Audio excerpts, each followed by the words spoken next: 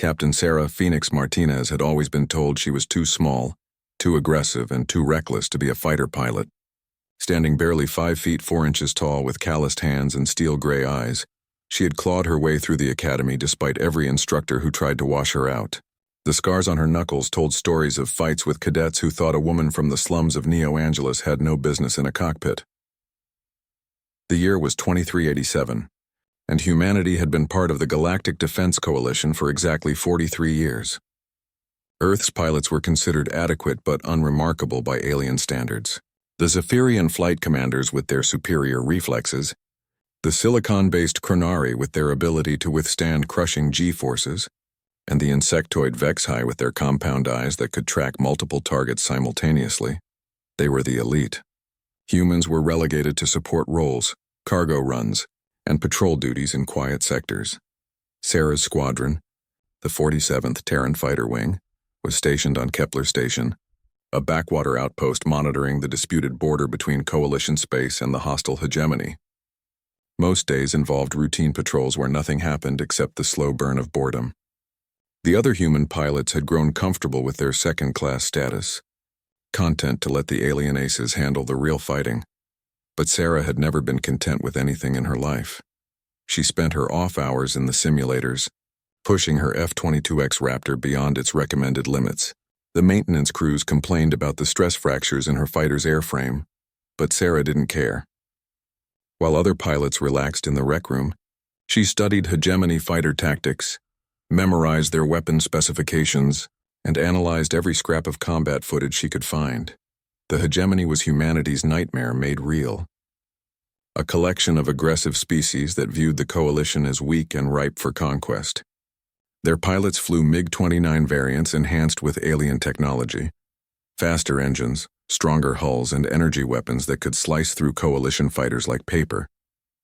In every major engagement over the past 5 years, coalition forces had been steadily pushed back. On this particular morning, Sarah was running diagnostics on her fighter when the alarm klaxons began their bone-chilling wail.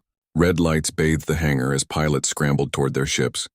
Commander Vexhi Zach 9, the station's alien flight leader, was already barking orders through the comm system.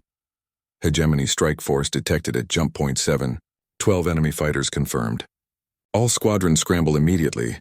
Sarah's heart hammered as she sprinted toward her Raptor. This was it, actual combat, not another milk run patrol. She slid into her cockpit with practiced efficiency, her hands flying over the startup sequence. Around her, other fighters were powering up with the urgent whine of engines coming online. "Phoenix, you're staying behind," Commander Zach 9's voice crackled through her headset. "Guard the station." Sarah's blood turned cold. "Sir, my fighter is operational and ready for—" "Negative. You will remain on defensive patrol. This is not a request." She watched helplessly as the primary strike force launched. 6 Zephyrian interceptors with their sleek, organic curves, 4 Chronari heavy fighters that looked like flying bricks, and 2 Vexhi multi-role craft bristling with weapons. The human pilots from her squadron were assigned to the second wave, backup support that would likely never see action. The battle began 18 minutes later. Sarah monitored the tactical display from her cockpit, listening to the radio chatter as coalition forces engaged the enemy. At first, everything seemed to be going according to plan. The alien pilots performed their coordinated attacks with textbook precision, their superior technology and reflexes giving them the edge. Then the trap was sprung. Multiple contacts, hegemony reinforcements jumping in. The panic in the Zephyrian flight leader's voice was unmistakable. "Count shows additional 18 fighters. We are heavily outnumbered." The tactical display exploded with red contacts. What had been a manageable engagement suddenly became a slaughter. The hegemony had used their initial strike force as bait, drawing the coalition's best pilots into a carefully prepared ambush. "All fighters, fall back to defensive positions," Commander Zach 9 ordered, but it was too late. The enemy had them surrounded. Sarah watched the blue icons representing friendly fighters begin to wink out one by one. The radio filled with distress calls, reports of systems failures, and the final transmissions of dying pilots. Within 10 minutes, half the coalition force was gone. "Phoenix, you are cleared to join the battle," came the desperate order. "All available fighters engage immediately." But as Sarah began her launch sequence, a massive explosion rocked the station. Emergency lights flickered as the artificial gravity fluctuated. Through her canopy, she could see fires burning in the outer hull where hegemony bombers had scored direct hits. Launch Bay Alpha is compromised. The traffic controller's voice was strained. All fighters route through Bay Beta. Sarah's fighter was trapped in Alpha Bay as emergency bulkheads slammed shut. She was stuck, helpless to watch as the remaining coalition forces were systematically destroyed. The space around Kepler Station became a graveyard of twisted metal and expanding gas clouds. The final blow came when Commander Zach 9's fighter took a direct hit from a hegemony plasma cannon. His last words echoed through the comm system. "Station is lost. All survivors evacuate immediately." Sarah pounded her fist against the cockpit canopy as the hegemony fleet moved into occupation positions around the station. Her fighter was operational. Her weapons were loaded and she was burning with the need to fight. But she was trapped behind 3 feet of twisted blast doors with no way to reach the battle. The defeat was total. Of the 12 coalition fighters that had launched, only 2 managed to escape through hyperspace jumps. The hegemony now controlled the sector, and Kepler Station was their prize. As emergency teams worked to restore power and clear the launch bay, Sarah sat in her cockpit and stared at the tactical display. The hegemony fighters were already setting up patrol patterns, confident in their superiority. They had crushed the coalition's best pilots without breaking a sweat. But they had made one crucial mistake. They had left Sarah Martinez alive, and she was very, very angry.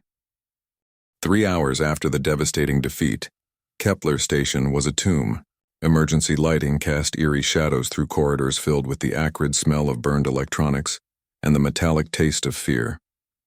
Sarah finally managed to extract her fighter from the damaged launch bay. But by then the hegemony had established complete control of the surrounding space. The survivors huddled in the station's emergency command center, a reinforced bunker deep in the station's core.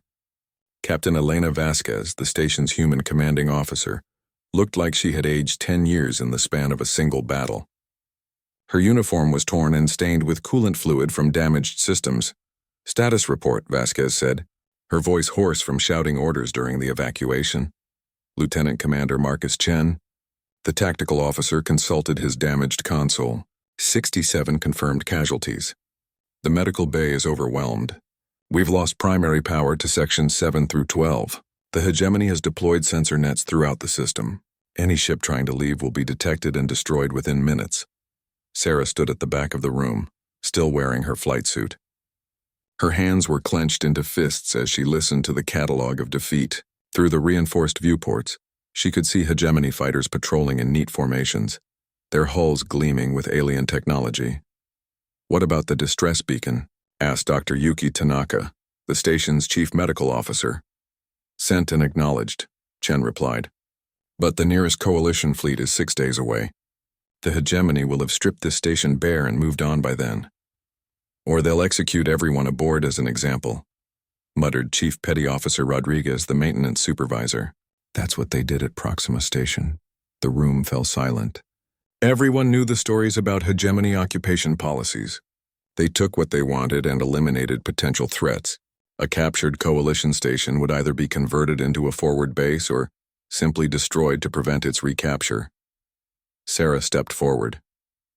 "Captain, I request permission to attempt a breakout." Vasquez looked at her with tired eyes. "Martinez, you saw what happened to 12 fighters with superior technology and alien pilots. What makes you think one human in a damaged fighter can accomplish anything?" "Because they're not expecting it," Sarah replied. "They've established patrol patterns based on the assumption that we're beaten. They're conducting routine sweeps, not combat operations. Their guard is down." Commander Chen shook his head. "Even if you somehow made it past their patrols, where would you go? The nearest coalition base is 3 jump points away, and they're monitoring all the hyperspace routes." Sarah had been thinking about this problem since the moment the bay doors had finally opened. During her years of studying hegemony tactics, she had noticed something that the alien commanders seemed to overlook. They were methodical, predictable, and supremely confident in their technological superiority. But they had never faced a pilot desperate enough to try the impossible. "There's a way," she said. "The asteroid field in Sector 9. It's too dense for their sensors to penetrate effectively, and the gravitational anomalies will mask engine signatures. I can use it to get close to their perimeter, then punch through during their shift change. That's suicide, Dr. Tanaka protested. The asteroids in that field are moving at relativistic speeds. One collision and you're vapor. Better than sitting here waiting for them to decide our fate, Sarah shot back. At least this way someone fights back. Captain Vasquez studied the tactical display, her fingers drumming against the console. The hegemony patrol patterns were indeed predictable, efficient but routine. Their commanders were already thinking about their next target, not worried about resistance from a supposedly beaten enemy. What's your real plan, Martinez? Vasquez asked quietly. This isn't about escape, is it? Sarah met her commanding officer's gaze. No, ma'am. It's about sending a message. The truth was that Sarah had no intention of running. She had spent 3 hours studying the enemy formations, analyzing their movements and looking for weaknesses. The hegemony pilots were good, better than good, but they were flying in peacetime patterns, confident that no single fighter could threaten them. They were about to learn why that was a mistake. Captain, Chief Rodriguez spoke up. If Martinez is serious about this, there are some modifications we could make to her fighter. Strip out the life support reserves, the emergency rations, anything non-essential. We could boost her weapons capacity and engine output. That would be a one-way trip, Chen pointed out. It already is, Sarah replied without hesitation. The room erupted in arguments. Some officers supported the plan as their only chance to strike back, while others called it a meaningless gesture that would only get Sarah killed. But Sarah wasn't listening to the debate. She was studying the tactical display, memorizing patrol routes and timing windows. The hegemony had 3 fighter squadrons maintaining control of the system. Alpha Squadron consisted of 4 MiG-29 variants equipped with plasma cannons and energy shields. They were the heavy hitters, designed to eliminate capital ships in fortified positions. Bravo Squadron was 6 lighter interceptors optimized for speed and maneuverability. Charlie Squadron was the wild card, too. Experimental fighters with technology that coalition intelligence couldn't identify. All of them were piloted by veterans who had never tasted defeat. Sarah's modified F-22X would be outgunned, outmaneuvered, and outnumbered by a factor of 12 to 1. Her only advantages were surprise and the fact that they would underestimate her based on her species. That would have to be enough. Captain Vasquez finally called for silence. Martinez, if we do this, what are your chances of success? Sarah considered lying, offering false hope to boost morale. But these people deserve the truth. Against 3 enemy fighters? Maybe 50-50. Against 12? She shrugged. Probably 0. But sometimes 0% is better than giving up. And you're willing to die for a gesture? I'm willing to die to prove that humans don't surrender, Sarah corrected. Every species in the coalition thinks we're weak, that we only got our membership because the Zephyrians felt sorry for us. Maybe it's time to show them what we're really made of. Vasquez was quiet for a long moment, weighing the decision. Outside, hegemony fighters continued their lazy patrols, secure in their dominance. Inside, 67 survivors waited to learn their fate. Chief Rodriguez, the captain finally said, you have 4 hours to modify Martinez's fighter, strip everything non-essential and maximize her offensive capabilities. Yes, ma'am. Commander Chen, I want detailed analysis of enemy patrol patterns and the best attack vectors. Understood. Vasquez turned to Sarah. And you, Martinez, you have 4 hours to figure out how to do the impossible. Sarah smiled for the first time since the battle began. Thank you, Captain. As the command crew dispersed to their tasks, Sarah remained at the tactical display. She had 4 hours to plan an attack that would either make history or simply add her name to the casualty list. Either way, the hegemony was about to discover that counting out a human was the biggest mistake they could make. The next 4 hours passed like a fever dream of preparation and desperate innovation. Chief Rodriguez and his maintenance team worked with the focused intensity of people who knew they were preparing for a suicide mission. They stripped Sarah's F-22X Raptor down to its essential components, removing everything that wasn't directly related to flying or fighting. Out came the emergency rations, the extended life support systems, the escape pod, and even the ejection seat. Every pound of weight saved meant more room for ammunition and fuel. Rodriguez personally oversaw the installation of additional missile hardpoints, cramming the fighter with every weapon they could fit. This bird's going to handle like a brick with rockets strapped to it, Rodriguez warned as he sealed the final access panel. The center of gravity is completely off, and we've exceeded the manufacturer's recommended weapon load by 30%. Sarah ran her hands along the fighter's hull, feeling the slight vibrations from the overstressed airframe. Will it fly? It'll fly, Rodriguez confirmed. Whether it'll survive the first engagement is another question. Meanwhile, Commander Chen had been analyzing hegemony patrol patterns with the obsessive detail of a man trying to solve an impossible puzzle. He had identified a narrow window, exactly 4 minutes and 17 seconds, when the asteroid field in Sector 9 would be partially screened from enemy sensors. Here's the problem, he explained to Sarah as they huddled over the tactical display. You'll have to approach through this corridor between patrol routes. Alpha Squadron passes through every 8 minutes, Bravo Squadron every 12 minutes. You'll have maybe 90 seconds to reach the asteroid field without being detected. Sarah studied the approach vector. It was a knife-edge balance of timing and precision. Too early and Alpha Squadron would spot her. Too late, and Bravo Squadron would intercept her before she reached cover. What about their sensor range? She asked. That's where it gets interesting, Chen replied. We've been monitoring their emissions patterns. They're using standard hegemony detection arrays, which are designed to spot large formations at extreme range. A single fighter running silent might slip through their sensor grid, especially if you stay close to the background radiation from the asteroid field. Dr. Tanaka approached with a medical kit and a grim expression. I've prepared stimulant injectors for the mission, she said. Your body will be under extreme stress during high-G maneuvers, especially in an overloaded fighter. These will keep you conscious and alert, but there will be side effects. What kind of side effects? Elevated heart rate, tunnel vision, possible cardiac arrhythmia. And when they wear off, she shrugged. Well, you probably won't live long enough for that to matter.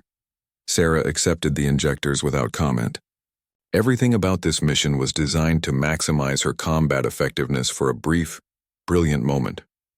Long-term survival wasn't part of the equation. As the final preparations continued, word of the mission spread through the station's survivors. They came in small groups to the hangar bay, technicians, medical staff, junior officers, all wanting to see the fighter that would carry their hopes into battle. Some offered prayers in languages Sarah didn't recognize.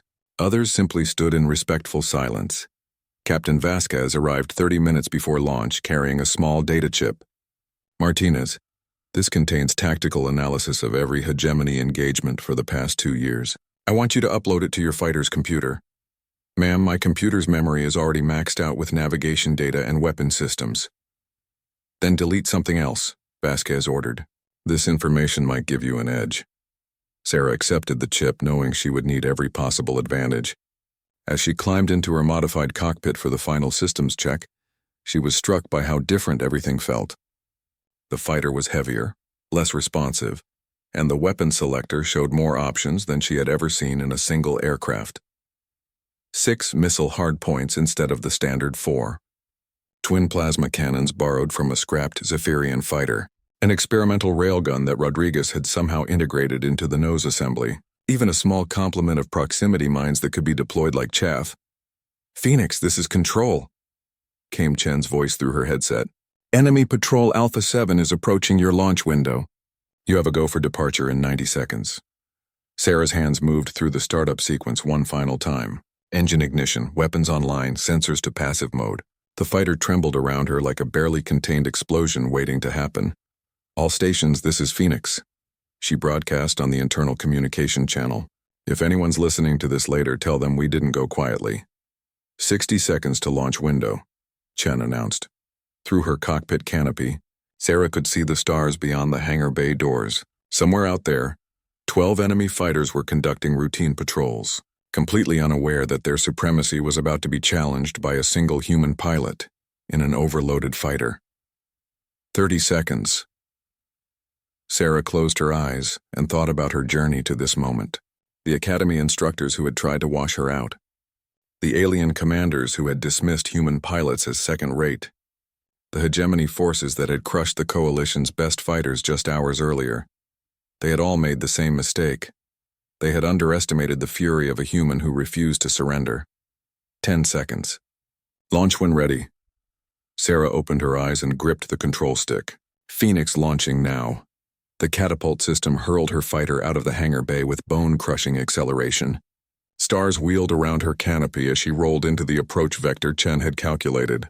Her instruments showed green across the board, but she could feel the fighter's reluctance to respond to her commands.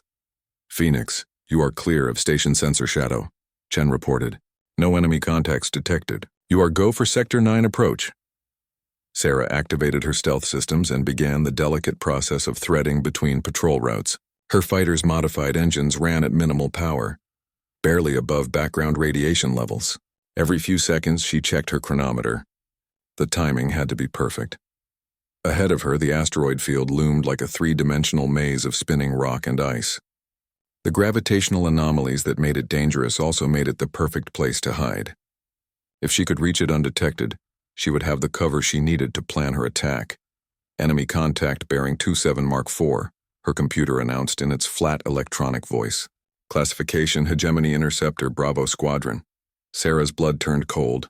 One of the patrol fighters had deviated from its predicted route and was heading directly toward her position. In less than 30 seconds, its sensors would detect her fighter's heat signature. She had two choices: abort the mission and slink back to the station, or commit to the attack right now before she was ready.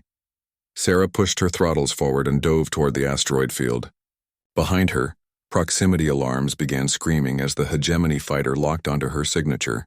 The mission had begun ahead of schedule, but there was no turning back now. The real fight was about to start.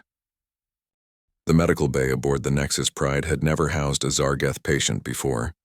The ship's automated systems had required extensive recalibration to accommodate the raiders' unique physiology, while the medical staff maintained a respectful distance from their former enemy. Only the humans seemed comfortable in the creature's presence, treating him like any other wounded soldier rather than a deadly adversary. Zixtal observed from the bay's upper observation deck, watching Staff Sergeant Chen check on the patient's condition.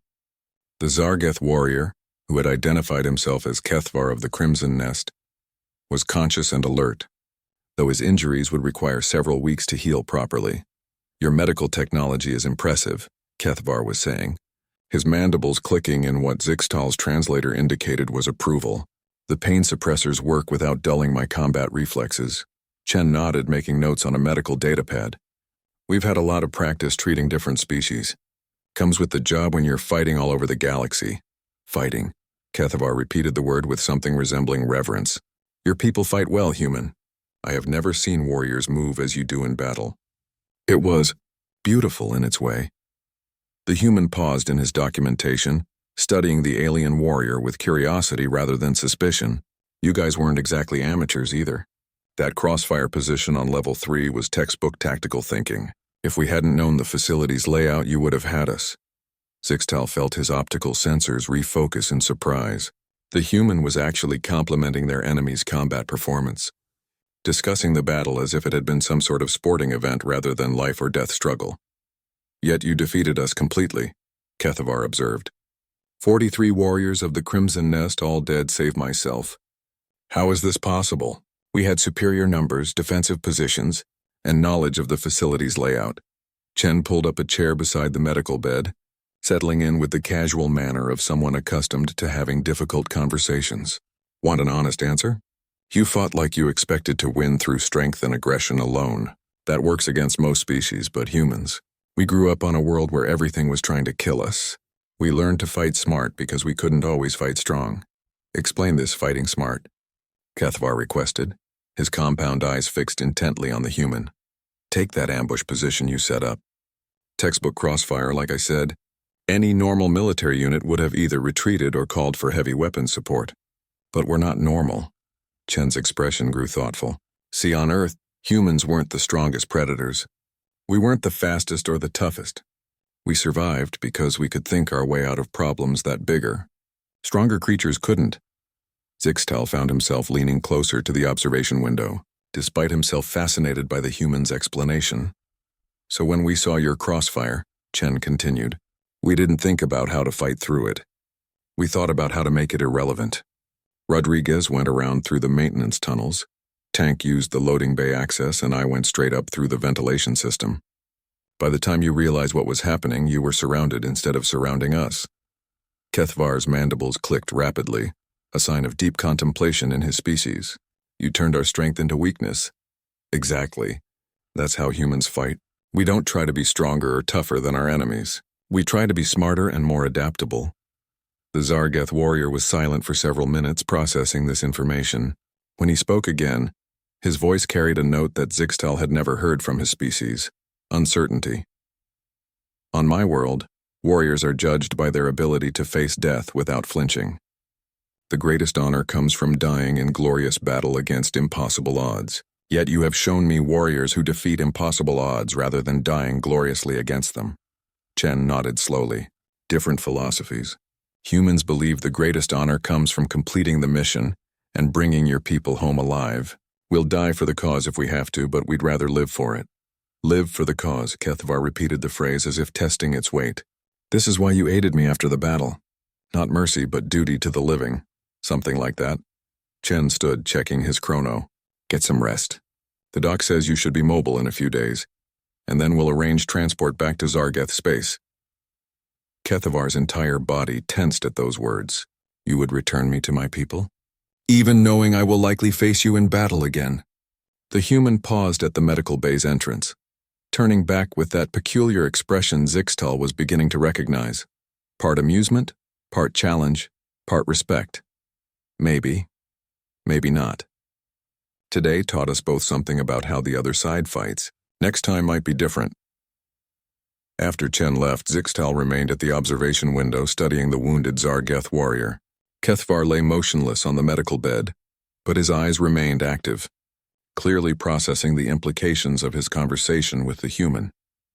The commander's personal communicator chimed with an incoming priority message from Galactic Command. The text appeared on his visual display, and he felt his secondary nervous system fire warning impulses as he read, Commander Zixtal. Preliminary reports of joint operation success noted. Request detailed analysis of human combat performance for integration into new tactical doctrines. Additional joint operations with human units approved pending your assessment. Priority Alpha classification. Zixtal stared at the message, his mandibles clicking with involuntary stress responses. Galactic Command wanted to study the humans, to learn from them, possibly to replicate their methods. But what they had witnessed today wasn't simply superior tactics or better training. It was the product of an evolutionary path so divergent from the galactic norm that it might be impossible to replicate. He began, composing his response, then stopped, deleting the words before they could be transmitted. How could he explain in a formal report that these humans fought like they were born for it? That they treated deadly combat as a challenging puzzle to be solved, rather than a trauma to be endured? That they showed more concern for wounded enemies than most species showed for their own casualties? The more he considered the tactical implications, the more disturbing they became. If humans could routinely defeat superior numbers of enhanced warriors using primitive equipment and unconventional tactics, what would they be capable of with access to advanced galactic technology? A soft chime from the medical bay drew his attention back to Kethvar. The Zargeth warrior had activated the room's communication system and was speaking in the rapid, clicking language of his people. Zixtal's translator worked to parse the complex grammatical structures. Nest Mother, this is Kethvar of the Crimson Nest. I must report a discovery that changes everything we know about warfare in this galaxy. The humans are not like other species. They are something new, something that makes our traditional methods obsolete. The response came through encrypted channels, but Zixtal's intelligence training allowed him to decode the basic meaning. The Zargeth leadership wanted details, tactical assessments, weaknesses that could be exploited in future encounters. Kethvar's answer surprised everyone listening. There are no exploitable weaknesses, Nest Mother. The humans adapt too quickly, think too differently. They are what we might have become if we had learned to evolve our minds as we evolved our bodies. The transmission ended, leaving the medical bay in silence. Zixtal realized he had just witnessed something unprecedented. A Zargeth warrior acknowledging the superiority of another species' military doctrine. In their entire history, the Raiders had never shown such deference to anyone. 3 days into the return journey to the Nexus Prime Station, the Nexus Pride encountered an emergency that would forever change Commander Zixtal's understanding of human capabilities. The ship's automated systems detected an unscheduled drop from hyperspace. Never a good sign in the contested outer systems. "Commander," his sensor operator announced. Optical stalks extending an alarm. "We're picking up a distress beacon. Galactic merchant vessel. Fortune's Dream reports hull breach and engine failure. They're requesting immediate assistance." Zixtal studied the tactical display with practiced caution. Distress calls in this region were often pirates attempting to lure unsuspecting vessels into ambush positions. However, the beacon's encryption codes appeared authentic, and the ship's registry checked against galactic commerce databases. "Sir," his communications officer added, "they're reporting passenger casualties. Medical emergency aboard." The decision should have been simple: investigate the distress call and render aid if genuine. But something about the situation triggered Zixtal's combat instincts. The merchant vessel's position was suspiciously close to an asteroid field that would provide excellent cover for hostile ships. "Staff Sergeant Chen to the bridge," Zixtal commanded. If this was a trap, he wanted the human's tactical insight before proceeding. Chen arrived within minutes, still wearing his combat armor, despite being officially off duty. The human studied the tactical display with those peculiar eyes that seemed to see patterns others missed. "What's your assessment, Staff Sergeant?" Zixtal asked. "Smells like a trap," Chen replied without hesitation. "Merchant vessel in distress, conveniently located near perfect ambush terrain. Medical emergency that requires immediate response. Classic pirate tactics. Yet if the emergency is genuine, people are dying while we debate tactics." Chen nodded, understanding the dilemma. "True, but going in blind gets everyone killed. What's the sensor resolution on that asteroid field?" Zixtal's sensor operator manipulated the display, enhancing the asteroid field's readings. "Limited, sir. Too much mineral interference for detailed scans. We could launch probe drones, but that would take 30 minutes for comprehensive coverage. Too long if there are real casualties," Chen observed. "But I've got an idea. How many combat shuttles does this ship carry?" 4 standard shuttles plus the human drop pods." Chen's expression shifted into what Zixtal was learning to recognize as tactical calculation mode. "Here's what we do. Load 2 shuttles with medical teams and emergency supplies. Make it look like a standard rescue operation. Meanwhile, Rodriguez, Tank, and I take our drop pods and approach through the asteroid field.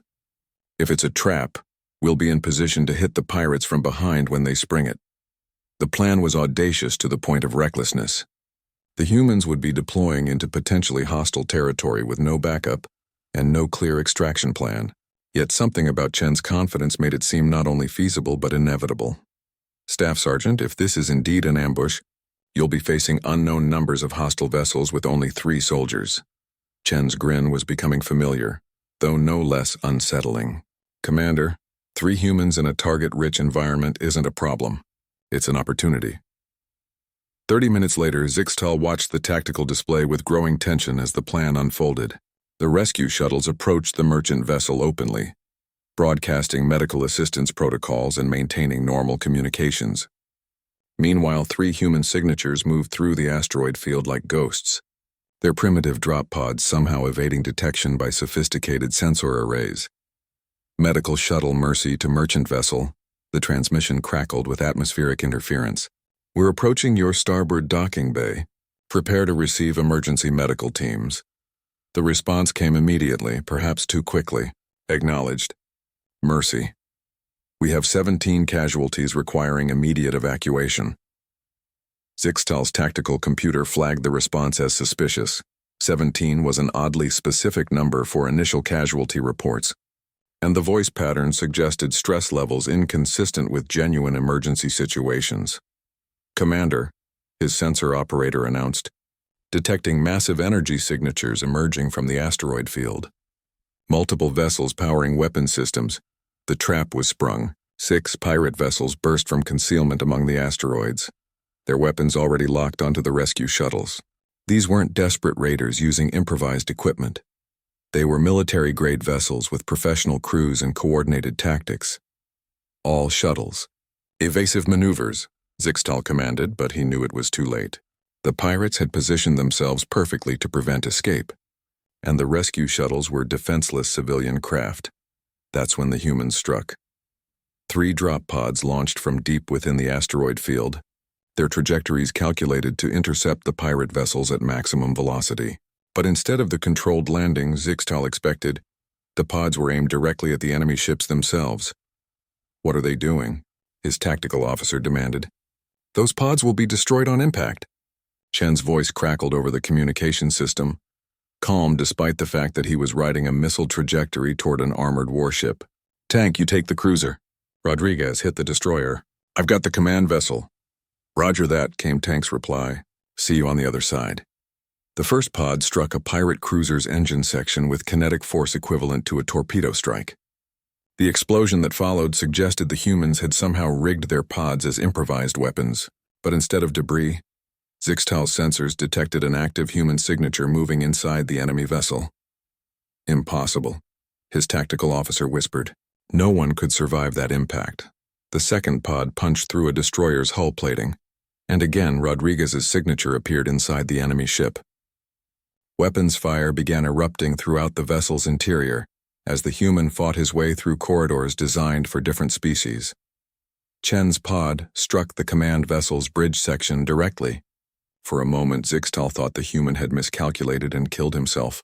Then enemy communications began broadcasting on open channels, screams, weapons fire, and what sounded like a single human voice counting down enemy casualties. "Boarding party of 1 to Pirate Bridge." Chen's voice came through intercepted transmissions. "Surrender now and you might live to see trial." The pirate response was predictable, concentrated fire from every weapon they could bring to bear inside their own ship. But human signatures continued moving through all 3 vessels, somehow avoiding destruction while systematically eliminating resistance. "Commander?" Kethvar's voice came from the medical bay, where he had been monitoring the battle. "Request permission to join the humans." Zixtal's mandibles clicked in astonishment. "You're injured and technically a prisoner of war." "I am a warrior," Kethvar replied simply. "And those humans fight like nothing I have ever seen. If I am to die today, let it be alongside such warriors." Before Zixtal could respond, Kethvar had somehow activated the medical bay's emergency release systems and was making his way toward the shuttle bays. His injuries were far from healed, but Zargeth physiology allowed for remarkable temporary recovery when combat stimulants were involved. "Medical shuttle Hope to Nexus Pride," came an unexpected transmission. "We have a Zargeth warrior requesting passage to the battle zone. He says he has information about pirate vessel layouts." Zixtal realized the situation had moved beyond his control. 3 humans had turned a carefully planned ambush into a boarding action against superior numbers, and now a wounded enemy warrior was volunteering to join them. Military doctrine had no protocols for this scenario. "Permission granted," he heard himself say. "All units provide support as requested." The battle lasted exactly 17 minutes. When it ended, 6 pirate vessels had been captured intact, their crews either dead or surrendering. The humans had fought through ships designed for different species, using improvised tactics and captured weapons to achieve complete victory. But what haunted Zixtal's dreams afterward wasn't the tactical impossibility of what he'd witnessed. It was the final transmission from Chen as the battle concluded. "Nexus Pride, this is boarding team. Objective complete, all vessels secured. Casualties 0. Oh, and Commander? We found the real merchant crew. They're alive, locked in the cargo hold of the lead pirate ship. Looks like we got here just in time." The debriefing room aboard Nexus Pride had never hosted such an unusual gathering. Commander Zixtal sat across from 3 humans who had just accomplished the impossible, while a wounded Zargeth warrior occupied a specially modified chair nearby. The rescued merchant crew had been transferred to medical facilities, but their testimonies painted a picture that challenged everything the Galactic Marines thought they knew about hostage rescue operations. "Let me understand this correctly," Zixtal began, reviewing his notes with mandibles clicking in bewilderment.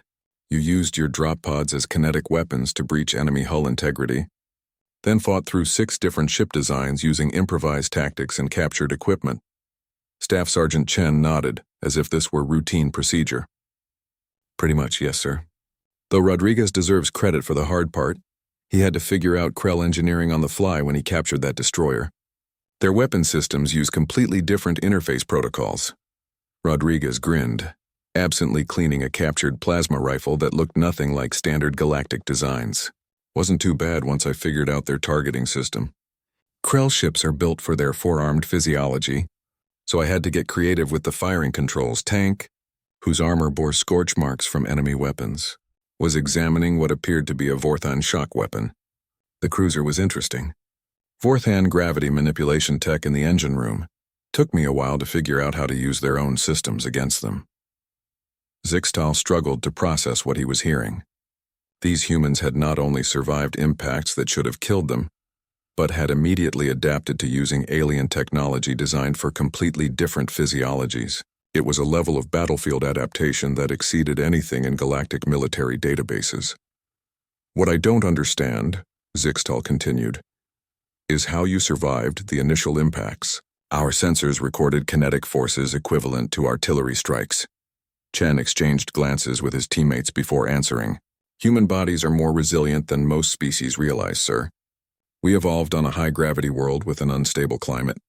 Our bones are denser, our muscles more adaptable, and our nervous systems are designed to function under extreme stress. But more importantly, Tank added, we've learned to use enemy force against itself. Those impacts weren't random. We calculated the angles to use the ship's own structural supports to absorb and redirect the kinetic energy. Cathvar, who had remained silent throughout most of the debriefing, finally spoke. I monitored your assault through captured communication channels. What you accomplished was not merely superior tactics, it was a fundamental redefinition of what warfare can be. The Zargeth warrior's words carried weight that made everyone in the room pay attention. His species had been fighting across the galaxy for centuries, accumulating experience against dozens of different opponents. Explain, Zixtal requested. Kethavar's compound eyes fixed on each human in turn. Most species approach combat as a problem to be solved through predetermined methods. Nixari rely on technological superiority and coordinated tactics. Zargeth use aggression and resilience. Krell employ overwhelming numbers. But humans treat each battle as a unique puzzle requiring innovative solutions. Chen leaned forward, interested in the alien warrior's perspective. How so? When you breached the command vessel's bridge, the pirates expected you to fight like other boarding parties. Systematic room-to-room clearing, establishment of defensive positions, coordination with external support. Instead, you immediately targeted their command structure, used their own internal security systems against them, and turned their defensive preparations into traps. Zixtal reviewed the tactical recordings, seeing them now through Kethvar's analysis. The human approach had indeed violated every principle of standard boarding operations. Where conventional tactics emphasized caution and consolidation, the humans had struck with lightning speed and overwhelming violence, never allowing their enemies time to coordinate resistance. But what happens, Zixtal asked, when you encounter enemies who can match your adaptability?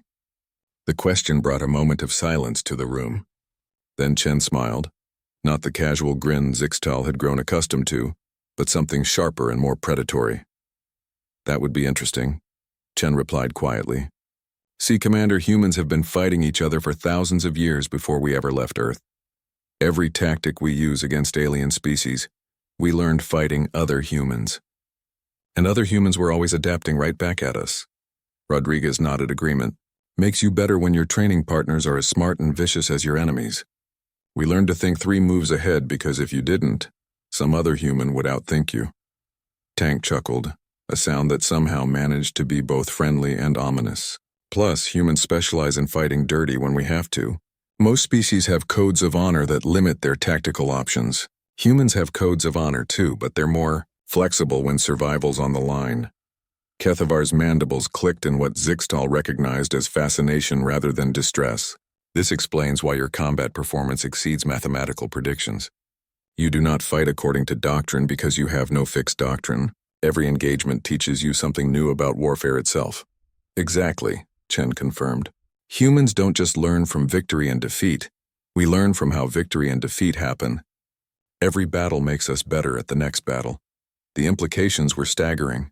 Most species developed military doctrines based on their physiological and psychological strengths, then refined those doctrines through experience. But humans seem to treat doctrine as a starting point rather than a destination, constantly evolving their methods based on new information. Zixtal's communicator chimed with another priority message from Galactic Command. This time, the text made his secondary nervous system fire alarm signals. Commander Zixtal. Reports of human combat performance during pirate engagement have reached highest levels. Request immediate transfer of human unit to Galactic Defense Command for advanced tactical analysis. New threat assessments indicate major enemy offensive planned within 6 months. Human capabilities may be critical to defense planning. As Zixtal read the message, he realized that word of the humans' abilities was spreading throughout the galactic hierarchy. Soon, every military command would want access to these Deathworlders, seeking to harness their unique combat capabilities for larger strategic purposes. Staff Sergeant, Zixtal said carefully, how would your people respond to requests for expanded military cooperation with galactic forces? Shen's expression shifted subtly, and Zixtal caught a glimpse of the calculating intelligence that made humans such formidable opponents. Depends on what kind of cooperation you're talking about, sir. Humans are willing to fight alongside allies, but we don't take orders well from people who don't understand how we operate. And we definitely don't like being treated as expendable assets, Rodriguez added with deceptive casualness. Tank's agreement was even more pointed. Humans fight better when we're fighting for something we believe in, not just because someone ordered us to. The warning was clear, though diplomatically phrased. Humans would cooperate, but only as partners rather than subordinates. Any attempt to use them as disposable shock troops would likely backfire spectacularly. Kethavar spoke into the growing tension. Commander Zixtal, if I may suggest, perhaps the question is not how to control human military capabilities, but how to learn from them. The Zargath warrior's words carried implications that made everyone in the room consider possibilities none of them had previously imagined. Rather than trying to harness human methods for existing strategies, perhaps it was time to reconsider the fundamental assumptions underlying galactic warfare itself.